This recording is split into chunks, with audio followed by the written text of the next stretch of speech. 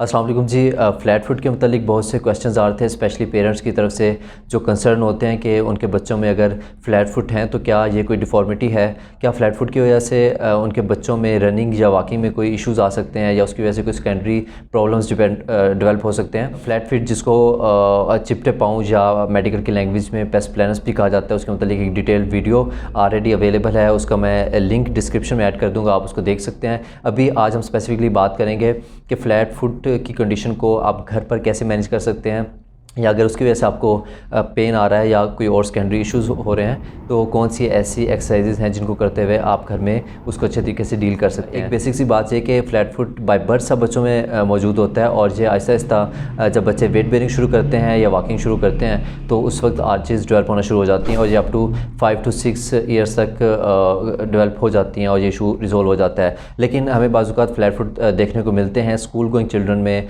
यानी 10+ ईयर्स में भी देखने को मिलते हैं।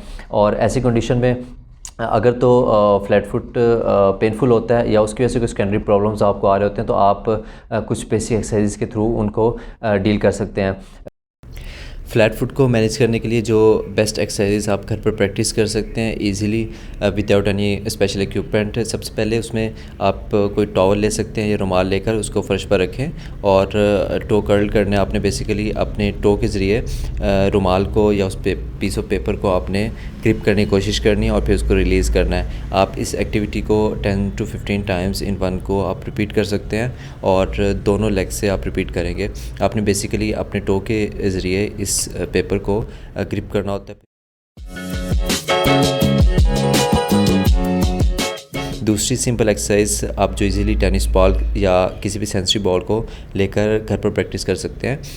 आप अपने टो के नीचे बॉल को रखें और उस पर सर्कुलर मोशन में आप अपने पाँव को मूव कर सकते हैं या फिर टू एंड फ्रो मोशन में, लीनियर मोशन में आप उसको मूव कर सकते हैं और दोनों लेग्स पर, दोनों पाँव पे आप इसको प्रैक्टिस कर सकते हैं। ये एक्टिविटी करते हुए एक बात का आपने ख़ास ख्याल रखना है, जो लोग मोस्टली इसमें मिस्टेक करते हैं कि जब वो ये एक्सरसाइज कर रहे होते हैं तो इसकी स्पीड वो काफ़ी तेज़ रखते हैं। उसके बजाय आप सिंपल इसको स्लो स्पीड में और सर्कल बनाते हुए सोल पर आप इजीली प्रैक्टिस कर सकते हैं और लीनियर मोशन में भी आप इसको प्रैक्टिस कर सकते हैं और अगेन इसको 10 to 15 टाइम्स आप प्रैक्टिस कर सकते हैं।